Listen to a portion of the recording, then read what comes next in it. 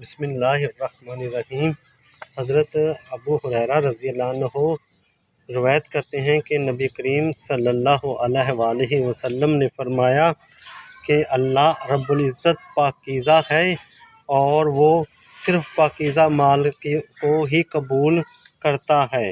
اور اللہ رب العزت مومنین کو اس بات کا حکم دیتا ہے کہ جس کا اس نے اپنے رسولوں کو حکم دیا۔ چنانچہ اس نے فرمایا، اے پیغمبر، پاکیزہ روزی کھاؤ اور نیک عمل کرو۔ اور مومنین کو خطاب کرتے ہوئے اس نے کہا کہ اے ایمان والو، جو پاکیزہ اور حلال چیزیں ہم نے تمہیں بخشی ہیں وہ کھاؤ۔ اور پھر آپ نے ایک ایسے آدمی کا ذکر کیا جو لمبی مسافت طے کر کے مقدس مقام پر آتا ہے، غبار سے اٹا ہوا اور گرد آلودہ،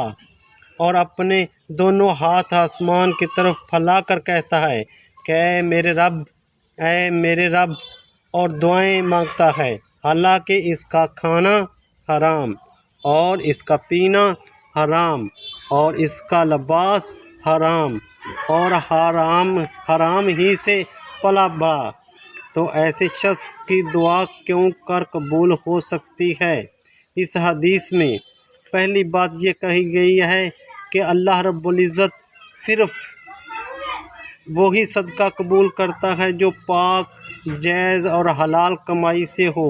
حرام مال کو اگر اس کی راہ میں خرچ کیا جائے تو وہ اسے قبول نہیں کرتا۔ دوسری بات یہ فرمائی کہ جس شخص کی